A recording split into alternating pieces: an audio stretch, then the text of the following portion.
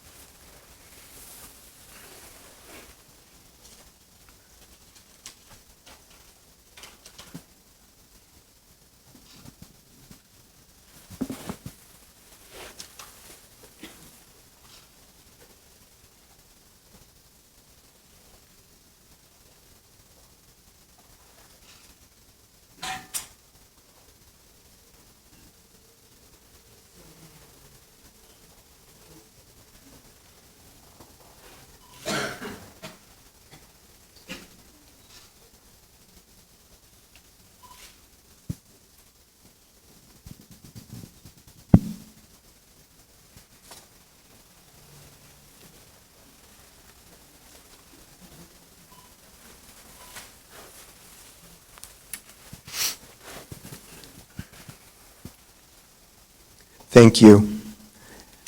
And now it's my pleasure to introduce our panelists for tonight's program.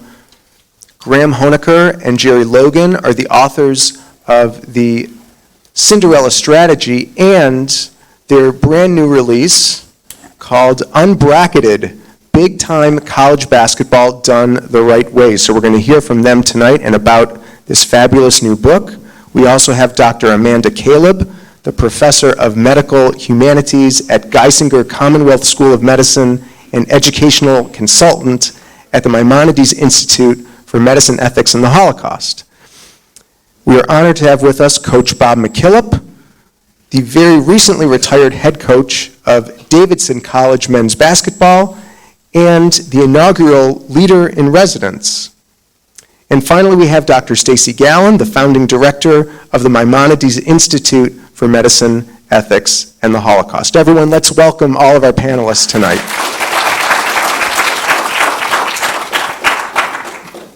Okay, so our first question, Graham and Jerry, is for you. Your book is called Unbracketed, Big Time College Basketball Done the Right Way. Guys, I'm wondering, why did you write this book? Well, first of all, I'd say it's a great honor for us to be here. We had the good fortune of writing our first book 3 years ago on Butler University, where I work, and Jerry had done a dissertation at Boston College on how athletics can elevate a university. And we collaborated. The book did really well. I like to say my mom bought quite a few copies. So the publisher was really happy with it, and they said, if you want to take a shot at another project, go for it. And I think a big motivation for Jerry and I'll let him speak, is you read and you hear so much bad, in athletics about, corruption and cheating, and certainly that's out there, but we really believed there were so many good stories to tell. And fortunately, we had connections to Davidson, Gonzaga, to Villanova, to Loyola of Chicago, and he said, why don't we take a stab at this and showcase these stories, which, the most powerful is we'll get into it, but the Davidson trip to Auschwitz. So we really wanted to shine light on the good in college athletics that we still believe exist. If you want to add on to that. Sure, I'd just add that I grew up playing basketball. I played in high school. My coach was also my AP English teacher. I played in college, Division III. My coach taught a freshman seminar. The idea that athletics and academics could fit together always made sense to me. So trying to find how that worked at the highest levels, both athletically and academically, was part of this process for me, and believing that it could, on the biggest stages and on the grandest scales, still work together was a big motivation for me in chasing down a lot of these stories. Coach McKillop. Everyone, in Coach McKillop, we have a boy from Queens. So, Coach, tell us, how did a New Yorker wind up spending 3 decades in a small town, Davidson, North Carolina? I think New York is the Holy Land. Yeah. Woo! When we lived in South Ozone Park in Queens, and my father was a New York City cop, and my mother dropped out of high school as a sophomore, so she was a homemaker. In 1962, Bob Wagner was the mayor of New York City, and Bob Wagner said cops and firemen no longer had to live within the 5 boroughs. So we picked up our suitcases and moved to Long Island. And during the time our house was being sold, we lived in this attached house in South Ozone Park. I would take the for sale sign and put it behind the hedges so that no one could see our house was for sale. And then when clients came in to buy the house, I would tell them the toilet backs up, the heat doesn't work. And I was only 11 years old, and I tried everything to stay in Queens. And for some reason, it's never gotten out of my blood. Anyway, I go to college, and the reason I went to college was because a legendary high school coach in Briarwood, Queens, named Jack Curran of Archbishop Malloy High School, made a phone call for me. He wasn't even my high school coach, but he made a phone call for me, and sight unseen, they offered me a full scholarship to East Carolina University. Now, this is 1967. I have no idea where East Carolina is. Right. Which state is it in? Is it another state I maybe don't know about? And Eastern North Carolina in 1967, let me tell you, if you're a guy from Queens, New York, you want to stay out of there. It was a rather interesting environment to be in. But during the time I was there, they were in the same conference as Davidson. And Davidson was top 10 in the country during that time period. Twice during the decade of the 60s, Davidson was top 10. So I knew how good they were. I'd become a high school coach and a high school administrator, and had this yearning that there was something more out there. And I was fortunate to make the leap from being a head high school coach to a Division I head coach in 1989. And the place that offered me that opportunity was Davidson College. The head coach of Virginia was the guy who hired me. His name is Terry Holland. He was the coach of Ralph Sampson and the Virginia trip to the Final Four in the early 80s. And he told me, if you come to Davidson, I'll become the athletic director. And he lived up to that commitment to me and was a terrific mentor for me. But that's the reason why I wound up at Davidson, a place that has great academics and a beautiful small college town, but a great tradition of success from the 60s when I was a player. Thanks, Coach. I have a follow-up question for you. In just a few moments, we're going to watch this very powerful video. And you say in the video that you wanted to help your players at Davidson become leaders. And in and of itself, that is such a great thing, because you're the kind of coach that it's not solely about wins and losses. You really wanted to build character in the young men that you were coaching and that you do coach. Now, Coach, I just have to ask, there are a lot of ways to build character. You could go on a retreat, you could do a few trust falls. Why did you choose to take your players on a tour of Auschwitz? And Doctors Caleb and Gallin, if you want to, chime in on that, you're welcome to as well. Go ahead, you can go first. 4 years prior to our trip, I had been to Auschwitz on another trip. And I saw the horrors firsthand. I was a history major and a history teacher in my young years as a coach, so I knew history. I watched movies, but when you see it up close, the stark reality of what happened is of such a horrific nature, you have to search more. And lo and behold, a couple of years later, Amanda calls me and asks me if we'd like to take our team. And it was in July, and it was going to be escorted by Eva Moses Core, who was one of the Mengele twins. And to have this opportunity, not just to read in a history book, watch in a movie, look at the various aspects of Auschwitz and Birkenau, but to have this woman give us her feelings about it, to stand on the selection platform and describe in great detail the cement that she remembers from 1943 when she was a 10-year-old kid. For her to give you a descriptive picture of her standing as that train door opened up, and it was her and her sister Miriam holding hands, and her mother and father, and I think it was another sister and maybe brother, and be forced down with the barking dogs and the shouting and the screaming and the guns.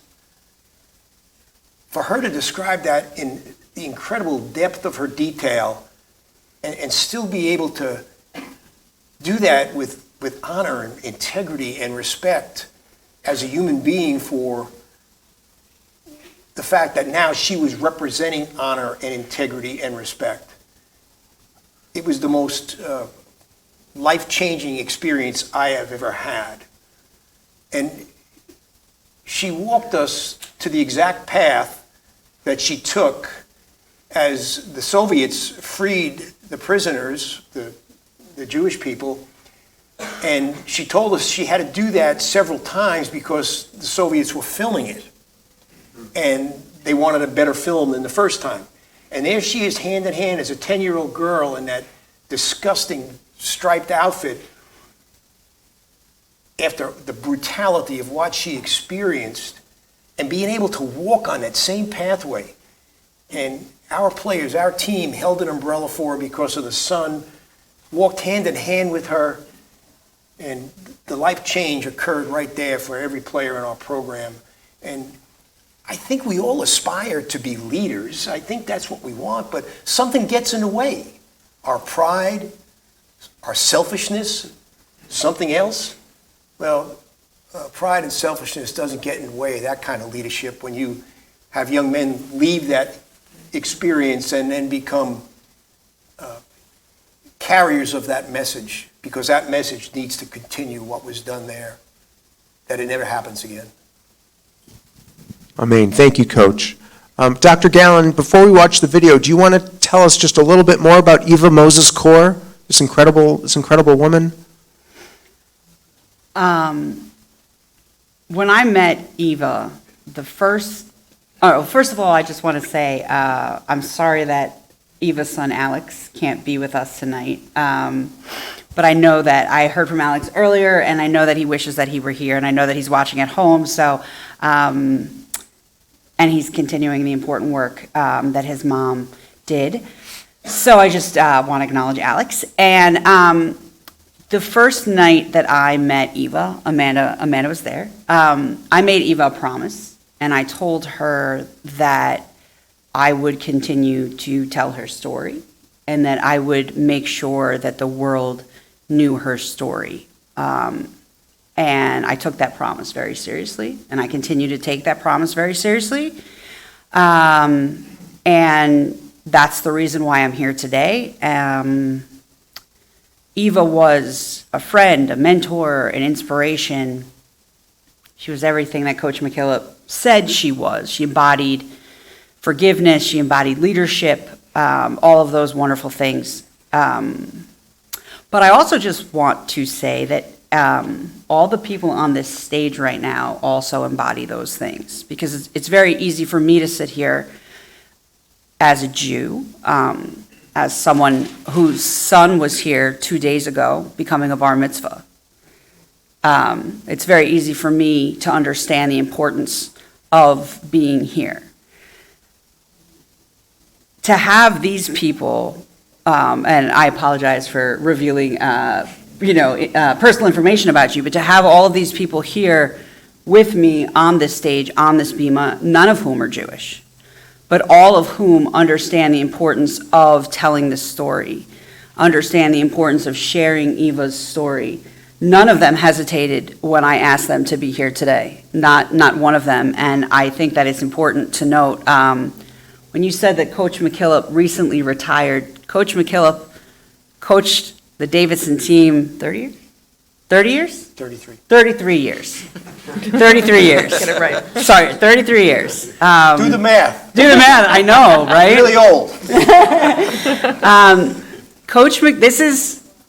The current coach of Davidson's basketball team is Coach McKillop's son, Matt McKillop, who is a wonderful individual who was with us on the trip. Tonight is Davidson's first basketball game that Coach McKillop is not there for and his son is coaching. He is here with us instead. He is honoring his commitment, he is honoring his promise, because he feels that this is that important. And I think that is worth mentioning, and I think, honestly, you've got some special individuals here that make me feel a lot better about the state of the world right now, and that make me feel a lot better about making sure that we're going to be able to carry on Eva's legacy. So I just thought that that was worth mentioning. All right, terrific. Thank you, Dr. Gallin. So let's watch this incredible video of the Davidson basketball team, their experience at Auschwitz.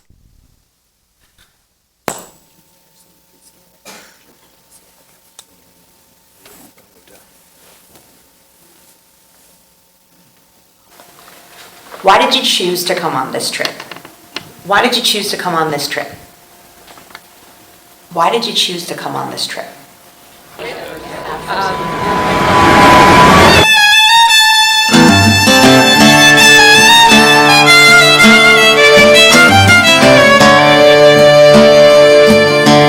I may be the last one who can say that I rode the trains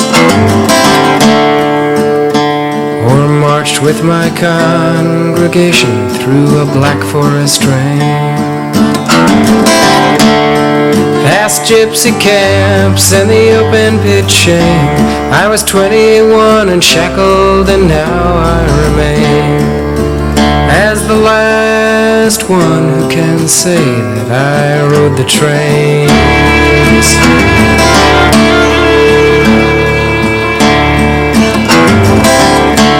I may be the last one who can say that I saw the ash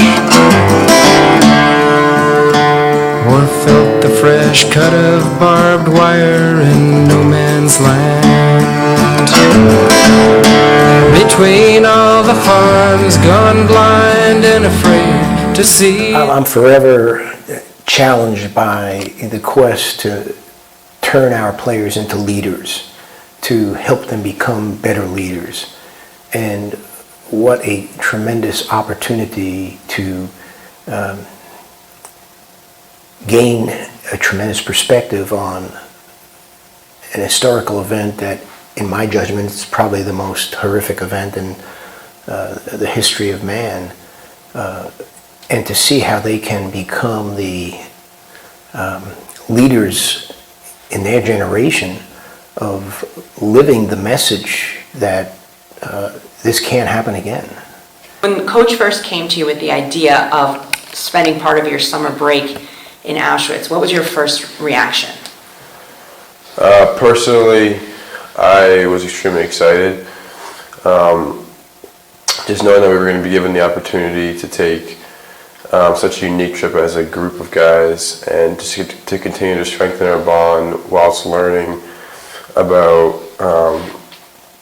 probably the most heinous period of history in the world, and just knowing that we were going to have an opportunity to grow as people, to see such an incredible example through Eva and her story. We were all filled with excitement, and personally, as a person who's always wanting to just become, more wiser and filled with wisdom, and hopefully being able to give back eventually, I was extremely excited at the opportunity. I was excited at the opportunity. I was also scared, but I was intrigued because I've heard stories about what went on during the Holocaust, but I never imagined getting a personal look at what actually took place.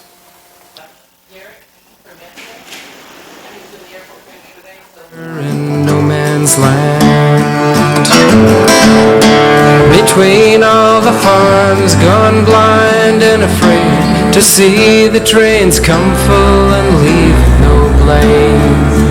I'm the last one who can say that I saw the end.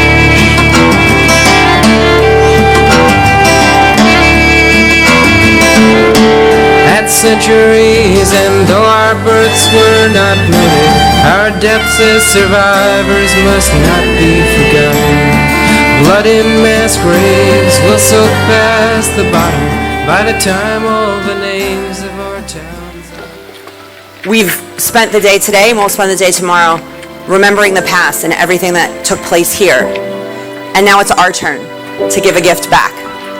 It's our turn to do something. It's our turn to protect the future. We need to take care of each other. We're all different, but we share one thing in common. We're all members of humankind. And as members of humankind, we owe it to one another. We owe it to the people who lost their lives here. We owe it to the future to care for each other, to show respect, to show human dignity, and to never let something like this ever happen again.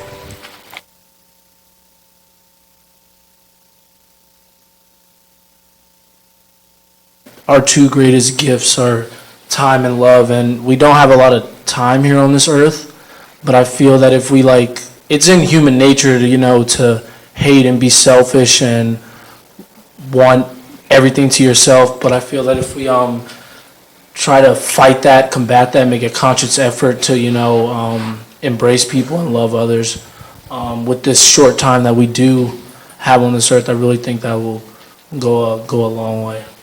We talked about it, and also Pat and I were talking about it a lot. Just trying to wrap our minds around how it was possible. This question: how could you possibly wake up in the morning and do this to people? And it's that exact idea which you guys were all saying, which is that they dehumanize them. But something I was really thinking about is I was talking about what, in my opinion, what makes us humans. Is our ability to empathize, which to me seems like something, and this may be naive, but something that's almost impossible to get rid of. Just because even when you look at an animal, your dog, when your dog gets hurt, if you were to hurt your dog, try to harm your dog, you would feel guilty, you'd feel something inside. And it's shocking to me that the dehumanizing was so strong amongst the Nazis that they were able to do this to all these people. Not one person, not 15 people, but millions of people over this short amount of time. And in a way, they became less human themselves in doing that, in my opinion, because they rid of all sense of empathy, all sense of care. which is so important to like how we are as people. When you talk about who's in your circle or not in your circle, is people that have different beliefs than you, or you disagree with what they believe in or what they represent, and does that push them to such a point that you can't think of them as a person anymore? You know, I think that's something we're really struggling in the U.S. and that's, as I've walked around, just the way that people were treated during the Holocaust. It's just, if we are people of faith, and there's all different flavors of faith, but if our world and our country, thinks that we're people of faith, well, the first thing is, there's a higher power, but then the second thing is, because of that, how do we treat other people? Golden rule, what you do to the least of my brothers, you do unto me. I mean, you're higher, you're God. Everything that we've watched today and yesterday and thought about for the last couple of weeks, it totally goes against that. I think another way we can help each other is by talking to different people we're not familiar with. I think in today's world and in the past, people have been afraid to stretch out and like talk to other people they're not familiar with, and as we've seen, has horrific effects. It's important that we take a step back and realize that the world doesn't revolve around us, and I think it's difficult to interact with everyone or learn about everyone's problem, but we tend to generalize people and put a bunch of people into this same group. But I think it's important that we put ourselves in individual shoes. I'm the last one who can say that I saw.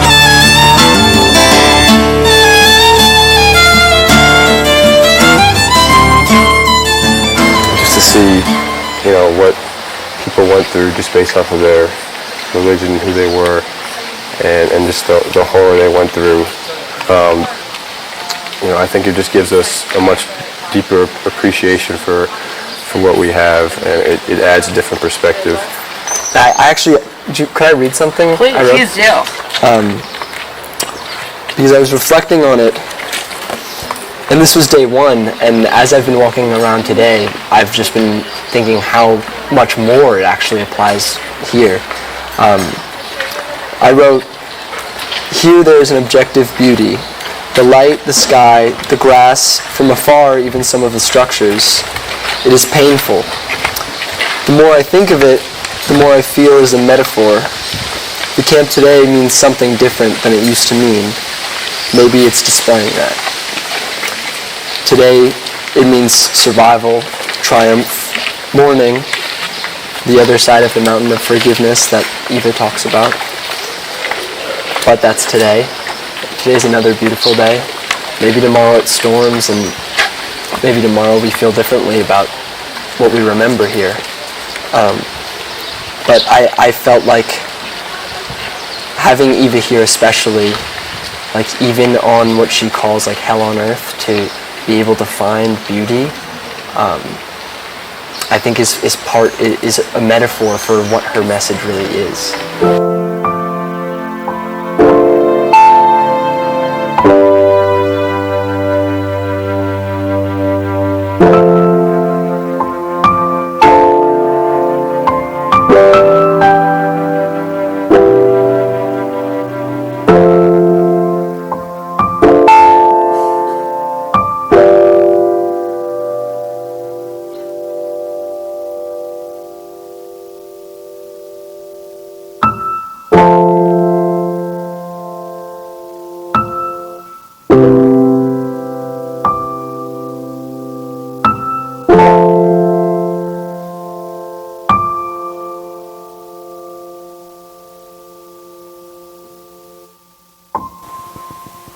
The most memorable part was probably just the scariest part, hearing about the fact that they were so efficient and so heartless in the killing, because to me that showed the actual cruelty that they had, because they just went about it as if it was daily business. At some points it was hard for me to really like put myself like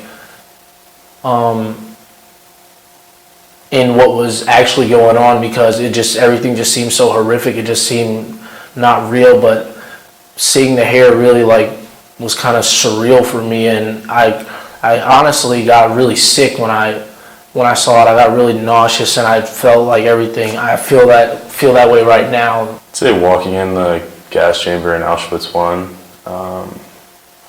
we walked in to the right, and then it's not a very high ceiling. It's a pretty long, probably like 50, 60 feet, and then you look up and you see the places where they drop the Zyklon B, the gas, into the chambers, and that's a view that thousands of people had. Maybe one of the last things they saw, and being able to seeing that was, I didn't really know what to think at first, but then I kind of just, it hasn't really hit me yet, but I just think that it's just it's awful. I mean, it's sick, like that happened to people, and walking through that it was tough, and I think it's really important. That's another reason I came on the trip, to learn more about it, and so no more people have to really see that and go through that. And I can never put myself in the shoes of any of the people who went through what they went through, but when you see the shirt that's the same size of what my daughter wears, it's unbelievable. And it's horrific. I knew that this trip would change the lives of the team, but I didn't realize how much it would change for me and what an impact it would have on me. And I consider myself incredibly lucky to have had this experience. Thank you to Eva for sharing her story, and thank you to the Davidson basketball players and coaches for coming with us, and for your willingness to reflect upon the past, to protect the future, and to make sure what we saw these last 3 days never happens again. So thank you. I always say when I'm 40 at the dinner table, I want to be able to talk about other things besides basketball. To realize that we have the opportunity to go and learn and not even touch a basketball. It's completely a bonding experience in itself when we're traveling and when we're together, and it's also an educational experience. And like I mentioned before, it's a reminder of what should be important, and that's the respect of all people. I think as young people who have the potential to be the next leaders, it's up to us at this point to make sure that we create the world that we see fit, and an equal world that's very inclusive. It's so important to learn from something that was so tragic, to make sure that it never happens again, and that we would be the voices of humanity and of human dignity that would prevent anything like that from happening again.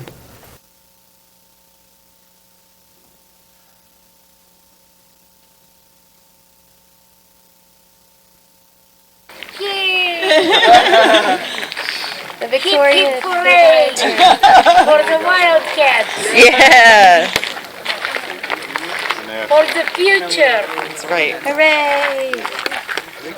Thanks to our friends at the Maimonides Institute, we have the experience to learn firsthand about injustice, genocide, and torture. In textbooks our pictures are anonymous, quiet and flat. And black and white grains remain families splintered and shattered. But to look in the eye at it, that's past and done. It's second-hand memory for those who are too young to have stood in the gas, wearing a star, or heard our names called from the cattle cars, to be left.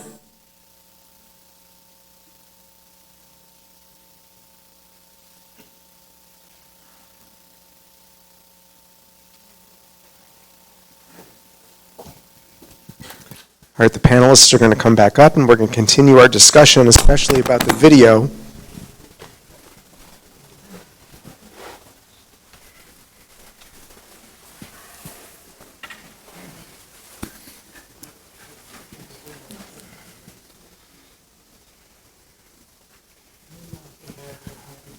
Okay, so I hope everyone was moved by the video. It is so powerful. You know, especially I was moved by the scene in which Eva Moses-Kor is walking with the team at Auschwitz. It's such a great scene. I mean, you have these huge young men are walking with this tiny little woman, and at one point, you know, she holds out her hand, and one of the players takes her hand, and then Kellen Grady, one of the players, is sort of stooped over, like, you know, pushing her walker along. It is just so beautiful and powerful. She seems like such an inspiring human being. Can you just, you know, tell us what it was like to be her coach, or Dr. Caleb, Dr. Gallin? Tell us about Eva Moses-Kor and what it was like. How does a woman have the capacity to smile in that environment after what she had been through? For her to say that she forgives, what a message that was to our players, that she was offering forgiveness. And it wasn't as if it was something that was not memorable. She lost her parents. She lost her sister. She had her youth destroyed, taken from her. And then she watched and witnessed everything else that was done to Jewish people for no reason. So I think she's she's a hero to me, one of the most extraordinary people I've ever met in my life. When I first met Eva and she told me about her message of forgiveness, I had a hard time imagining how you could forgive. I really struggled with that. And hearing her speak and spending time with her, I thought about how empowering she was, not only for herself, for other survivors, but for the youth more broadly. There's some wonderful stories of her working with teens who've come from abusive situations, and how her message of forgiveness has really helped them. And I think that's so extraordinary, how much she gave back. You know, she faced a lot of opposition when she raised awareness about the Holocaust, when she pushed back against political leaders in particular, and against a lot of adversity in opening her museum in Indiana, including facing anti-Semitism. The museum was burned to the ground, and she rebuilt. And I think that's something extraordinary to me, is just, she was a force. That's the only word I can use to describe her. She was an absolute force. And she was also quite joyful. And that's something I think back to is for me, it was my first time being in Auschwitz. And I'd spent 5 days there before the team arrived with her museum with candles. So I had spent a total of, I guess, 6 days between Birkenau and Auschwitz, which was a lot. And how she had joy in Auschwitz I, and I couldn't understand that until she kept saying, "This is where I was liberated." And for her, it was different from Birkenau. Birkenau was incarceration, Auschwitz was liberation. And so the fact that she could be, you know, so inspiring, but also could build this relationship with the players, and just, I mean, some of the comments she had, the way she was building that camaraderie, that mentorship. I remember Nelson, one of the players in the film, she said, "Put your foot out." And she puts her foot next to his, and his foot is, I don't know, size 14, size large. And hers is, it was extra large. Extra large. And hers is probably was size 4. And she put it out and she said, "It's close, it's close." And, you know, it was just so joyful. I mean, there was that about connecting to the players that I really enjoyed about Eva. And it was funny, when I left my house this morning, my kids, before I left, I told them where I was going, and my son said, "Take some M&Ms and meet on the car ride," because that was one of Eva's favorite candies. I couldn't quite bring myself to stop and get McDonald's chicken nuggets. Yes. That's her other favorite. I couldn't quite bring myself. But I think that's who Eva was. There was such, you know, joy and empowerment and just fighting that good fight day in and day out. I just think of how much strength she had to have and how inspiring that was to be in her presence. And that's why you see what you see with the team, right? Like, that's why you see how they supported her and she put her hand out and they grabbed it. Because she had a way of connecting with them. She had a way of connecting with everyone that she spoke to. And I think, to me, that was an inspiration for the work that I do. Because I think the Holocaust is taught, we have at least one person in here in the back who's in eighth grade and has heard me say this before. The Holocaust is often taught in a way that doesn't resonate with the next generation, right? Like it doesn't connect with them. It's taught as history, and it's taught as something that happened to people who aren't here anymore, or something that doesn't matter. But it's hard to connect. How do you make that connection? Like a lot of kids now that we're talking to, like they weren't alive when 9/11 happened. So how do you make this relevant to them? She made it relevant to everybody that she spoke to.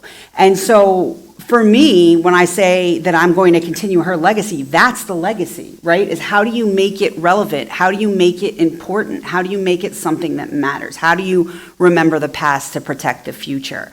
And it's that kind of outside the box, how do you make people understand that? And I think the idea is that we're all members of humankind that deserve to be treated with dignity and respect, but that means that we all have a responsibility to treat other people with dignity and respect. And it's not about the idea of there was a horrible thing that happened and let's only focus on the negative. It's about what lessons can we learn and how do we move forward with that, which is why I think the book is such an amazing thing.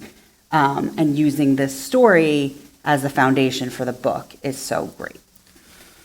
I echo Coach McKillop.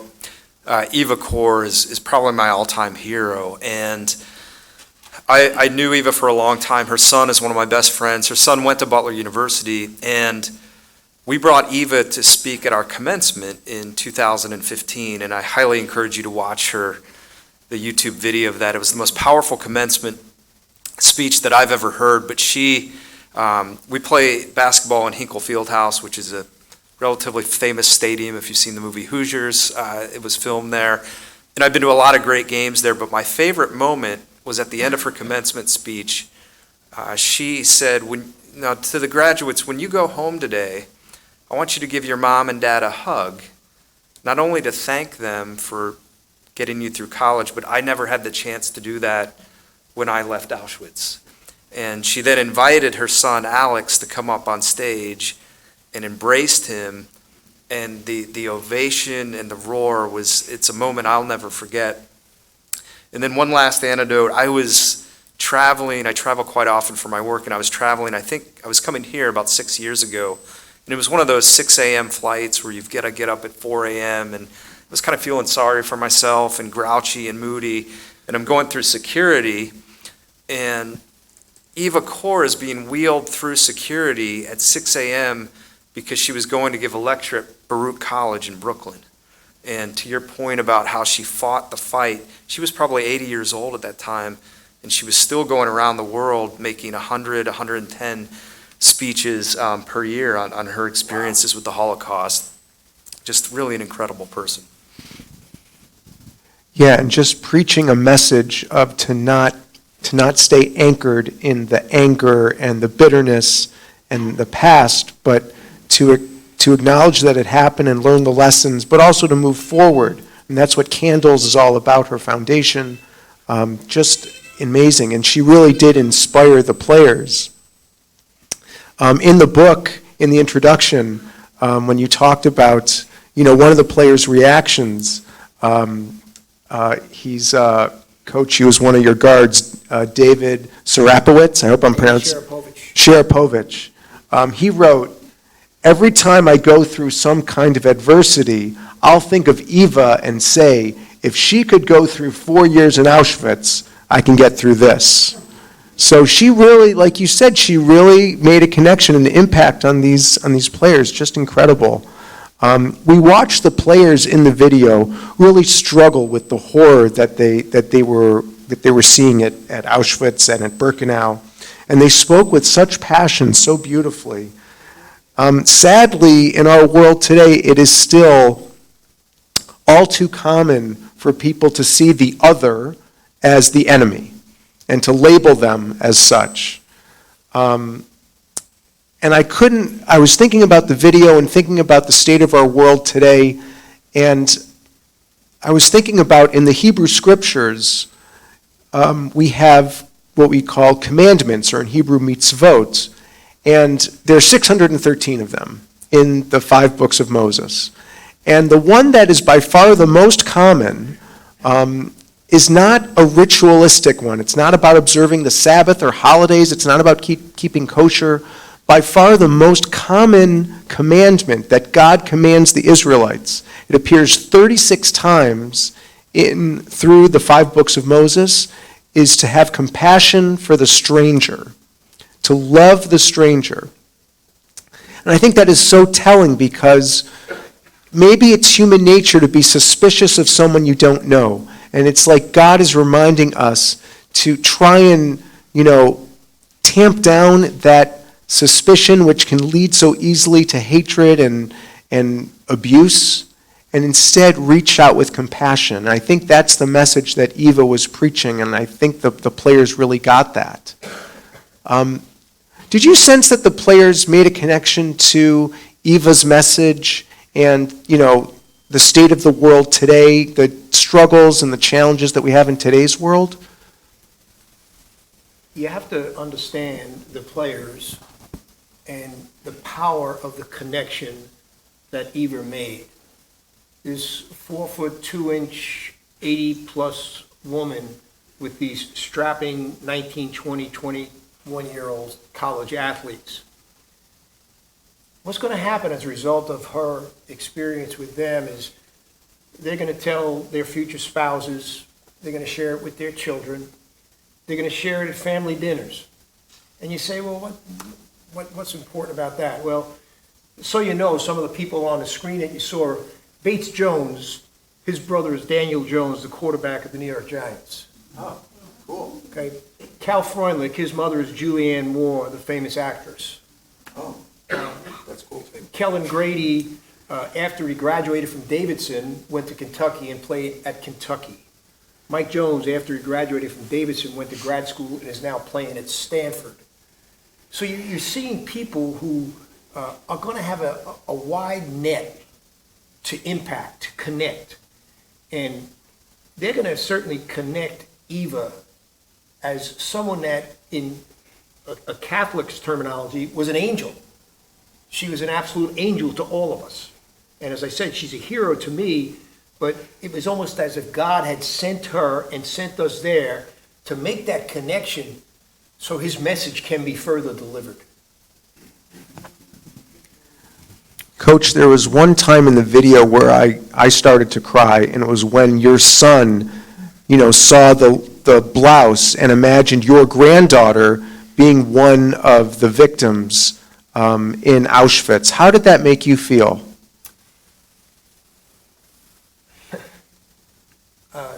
I think tears are a gift from God. I'm convinced about that. And I have no hesitation whatsoever to cry, and I've done that in front of my children, and they've done that in front of me for the right reasons. Forgive me for getting personal, but my dad was, as I said, a New York City cop. His precinct was the 101st Precinct, Mott Street in Far Rockaway. Far Rockaway was famous for 2 different kind of communities, the black community and the Jewish community. And I'm a 7, 8-year-old, 9-year-old boy, and my father would bring me into the station house, the precinct, and he walked the beat with his billy stick and me in his hand, one hand. And I'd meet Jewish people and I'd meet black people. And they were all friendly to my father. What message was I getting? What connection was being given to me? And I think that's part of why I've been connected to the Jewish cause, because of what my father did for me when I was 7, 8 years old. And I think you're going to see that with my son now, with his own children, as he demonstrated the tears in his eyes and the impact that the experience had for him. Yeah, that's the empathy that you're talking about. Doctors Gallin and Caleb, in making the film, you instructed the camera people to not record the players at certain times. When and why?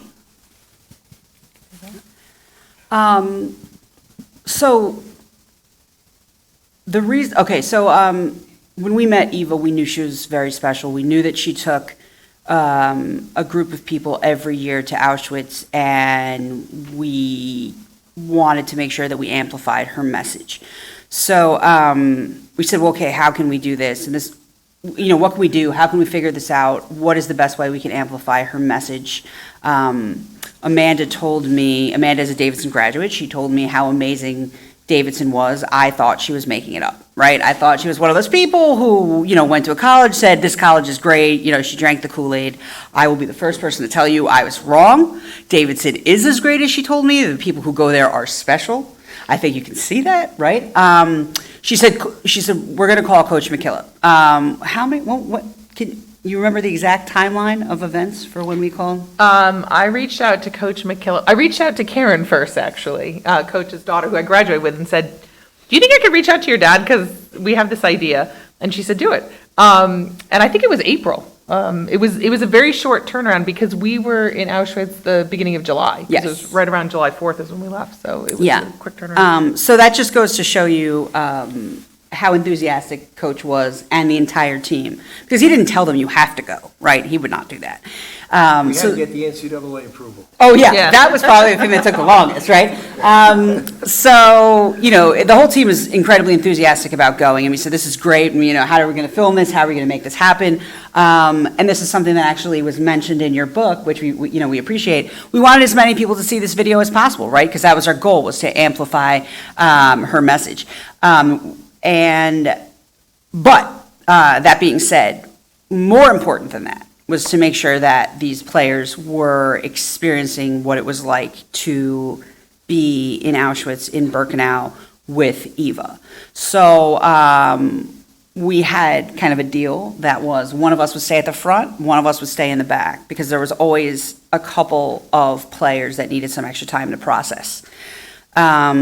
And we basically said, listen, if someone is having a moment where they're really experiencing something, or, they're overly emotional, you can tell that they're really going through something, that's their time. That's their moment, that's their private time, that's the time they need to be processing, and that is not a time to be captured on camera. That is not a time to exploit what they are going through. That is a time to respect what they are going through.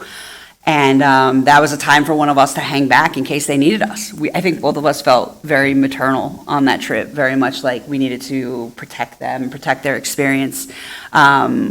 We still keep in touch with them. We still feel very close to them, very protective of them, of this experience, of this team. We would love to take other people to Auschwitz.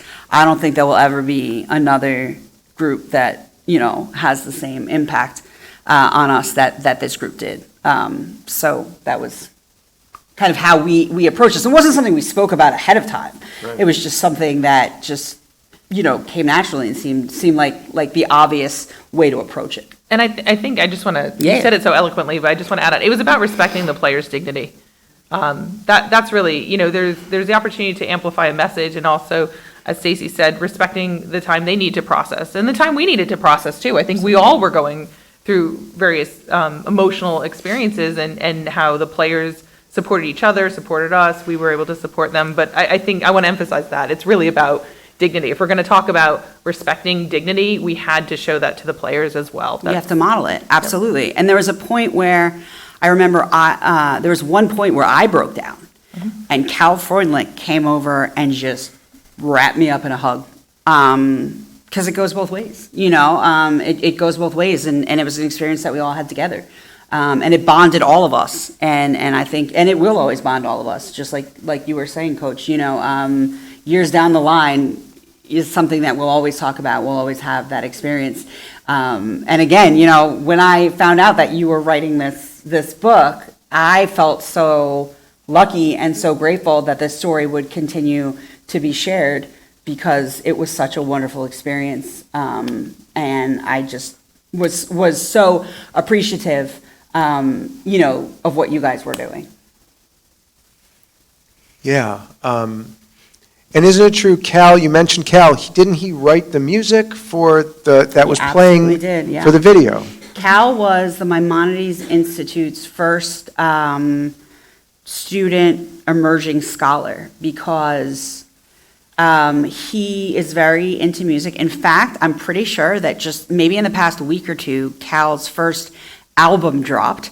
I want to say it's called Happiness, but don't quote me on that. And, you know, Cal is multi-talented. So Cal spent a lot of time writing. He spent a lot of time journaling. You could see that he was writing things. He wrote poetry, and that's, you know, he wanted to write. He wanted to do music, and he said, you know, like, I want to write something. And I said, hey, Cal, do you want to do this? Do you want to be the emerging scholar? And do you want to write some music for this? And he said yes, and we were very pleased to have him again. Just, you know, it becomes that much more personal. Right. So yeah, one of the tracks in this film was written and produced by Cal. That's terrific. I have one last question, Dr. Gallin, for you. In the introduction to the book, it talks about sort of a new organization, College Athletes for Respect and Equality, or CARE, C-A-R-E. Can you tell us more about that? Yeah, so as I said, we all formed close relationships on this trip. And one of the people that I spent a long time with on the trip was Kellen Grady. Kellen comes from a background where his family was very big in social justice in South Africa. Kellen and Eva and I, the first day we got there, had lunch together. And I kind of felt just from talking to him that social justice was something that was important to him. And then one day he was going to want to do something. This experience seemed to resonate with him. After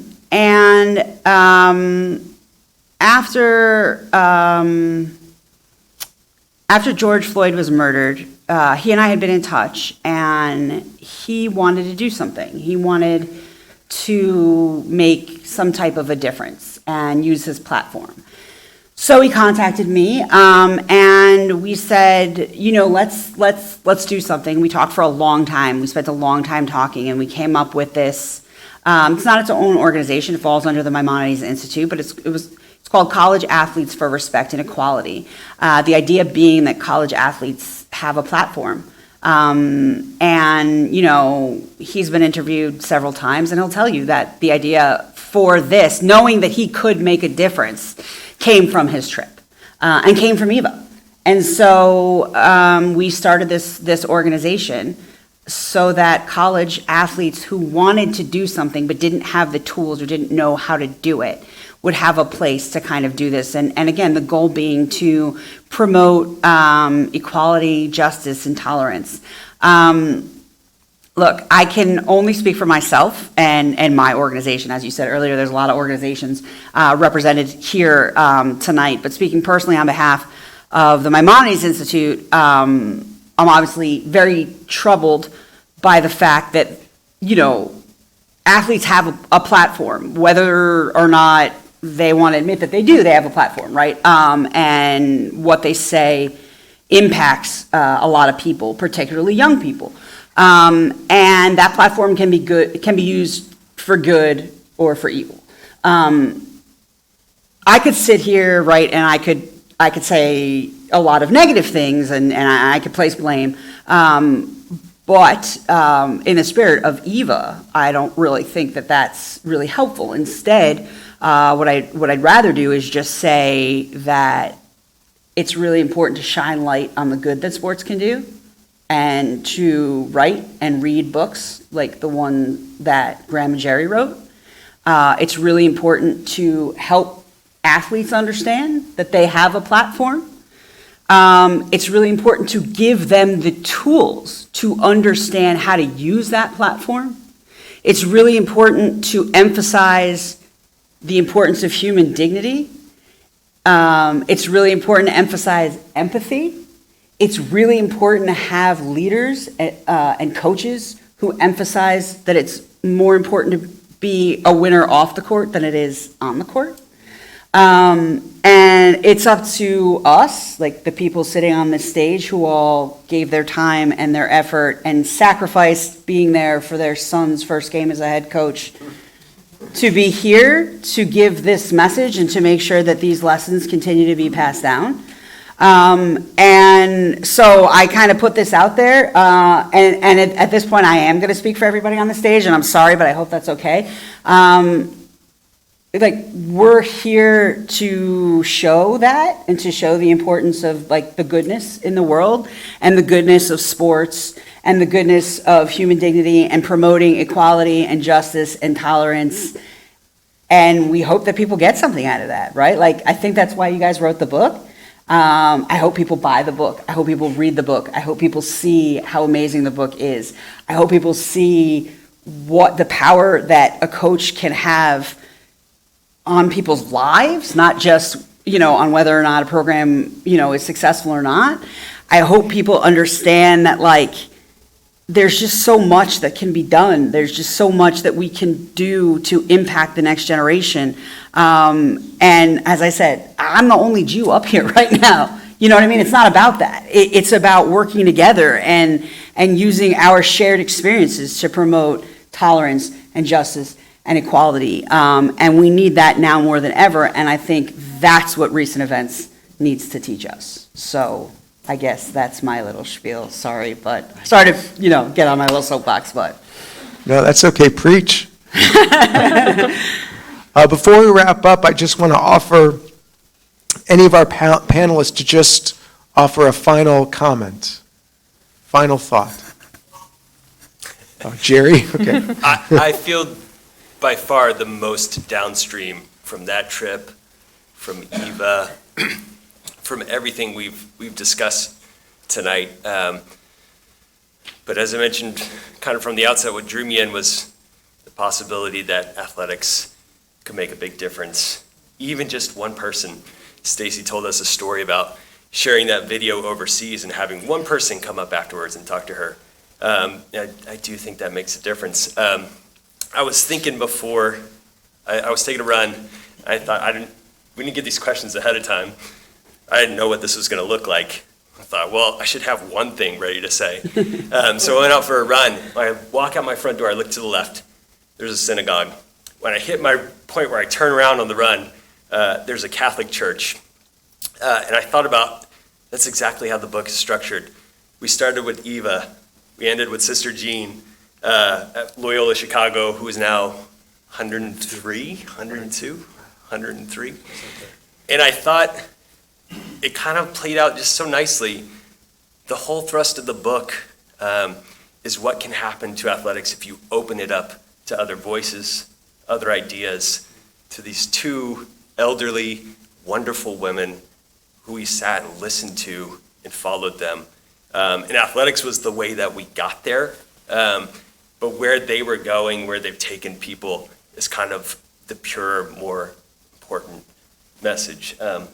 So I just, being way downstream, still feel deeply moved and affected by one of these people who I never met, Eva, and another who we did have the fortune to meet, in Sister Jean, and what they were both, as far as I can see, kind of driving at and getting us to see and learn and remember and pass on. I think for me, my final thought, first of all, one of the interesting things about the book is you want to have a strong opening and a strong close.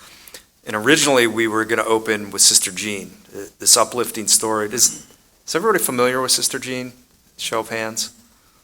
Okay. So again, she's a 102-year-old chaplain at Loyola Chicago and made quite a name for herself when Loyola went to the Final Four in 2018. We refer to her as the First Lady of college basketball in the book. And originally we were leading with Sister Jean, her story, and we ultimately decided we have to lead with the story on Davidson and Auschwitz. And of course there's a little bit of guilt. I mean, who's bumping Sister Jean to the back of the book? But it was so important for us. But I guess the takeaway I have is I hope there are coaches that read this. I can't emphasize enough how unique it is what Davidson did. I don't know of another example quite like it. I've been around college basketball my entire life. I've been around some great coaches, but the focus, so much of it is on, how do you get better on the court? How do you have better players? How do you create better teams? College programs are allowed to go overseas every 4 years. to play against teams, semi-pro teams, pro teams, and a lot of them do it. My one hope is that there will be other coaches who hopefully read this book or hear about the Davidson story and say, we need to take that trip, but perhaps not focus and worry so much on basketball. There was a line we felt really, really important to share in the book, is that the Davidson players never touched a basketball on that trip. And that was so important for us to have in. So for me, it was an honor participating in this. I was really worried when I saw Coach McKillop in the lobby to get his reaction on the book, but I hope we've done the Davidson story justice and the story of Eva Kor and this trip to Auschwitz justice. I tell our players all the time, the two greatest gifts we have are time and love. Think about those two gifts in your life. You've given them to us up here tonight. You have given them to me. Thank you. I can't say anything better than that. That's it. I'm so fortunate. As I said, my son was here a couple of days ago. He became a bar mitzvah. There was heightened security, and I spent a lot of time thinking about, what do I do? What's happening in our world? What about, I thought about Eva and her situation, kind of how there were people, obviously who perished and weren't able to have their bar mitzvahs. Is that the world we're moving towards? How do I fix it? What do I do? But I'm sitting here now with these people, and it gives me hope, right? And I think as long as we have hope, we're doing okay. So I hope you leave here with some hope. And I just want to say thank you. Wow, I have to close this out. I'm struck by thinking about the people who come into your life and how they shape who you are and how you shape them. And I think back to 1998 when I stepped foot on Davidson's campus as a field hockey player. And if you had asked that 18-year-old self, would I be here right now? I don't think in my wildest imagination I would have ended up here at this moment. But I think of meeting Coach McKillop and having a relationship with him, meeting Stacy, meeting Graham and Jerry more recently, but the people who come into your lives and how they impact how you see the world and how you want to do good by them. So that's a long way of saying I'm really grateful to be sharing the stage with such amazing people who want to do good in the world. And it inspires me to want to do more good in the world and to live Eva's message. And I hope all of you feel the same way after seeing the documentary tonight. Yeah, thank you so much. So Eva met with the Davidson basketball team in 2018 at Auschwitz, and Eva passed away in 2019, correct? Mm-hmm. Correct. So Eva Moses Kor, Zichrona Livracha, may her memory be for a blessing. We all know that in Jewish tradition, people don't truly, really die as long as we keep them alive in our memories, as long as we honor the values that they honored. And you've heard each of the panelists tonight basically preach Eva's message. And now it is up to us, literally it is up to us, to leave this sanctuary tonight and make sure that we are living the values that Eva lived. Values of compassion, values of respect for all people, value of forgiveness, and love and positivity. If we can all just take that message with us tonight, we really can make this world, which sometimes seems dark and cold, we really can make it the place that it is supposed to be. Eva is a reminder that it is our responsibility to do that. It is not a choice. It is our responsibility to live that kind of life, the kind of life that she lived. Again, may her memory be for a blessing. I want to thank so much all 5 of our guests tonight, Jerry and Graham, Coach McKillop, Dr. Gallin, Dr. Caleb. Let's give them a round of applause. Thank you so much.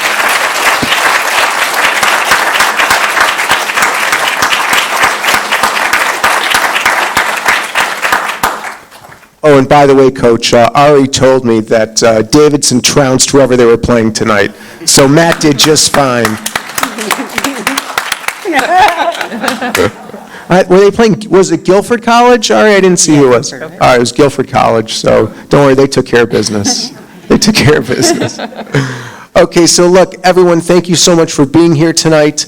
What we're going to do now is you can go out in the lobby and please buy a copy of the book. The book will support the partnership between, the proceeds, I should say, will support the partnership between Marlboro Jewish and the Maimonides Institute, so that we can continue to do programs just like this, educational programs for all ages, just like the program with Amari Stoudemire that was on October 26th. This is the kind of work that we're doing in partnership with Dr. Gallin and with her organization. The books will be autographed. You can get your autographed copy if you would like, autographed by the authors, by Coach McKillop. And also, I do want to mention, I think everyone here is aware that another part of the partnership is going to Poland and Greece this July 9th through 19th. We all need to have the same kind of experiences that the Davidson team did, and you have the opportunity to travel with me and Dr. Gallin this July 9th through 19th. There's the poster is here, and we'll put it out in the hallway, and you can go to the website to find out more. Please join me this summer. It's going to be a very memorable trip. Is there anything I missed? I'm doing great. Okay, let's all head outside. Please buy your copy of the book. Everybody, thank you so much for being here tonight.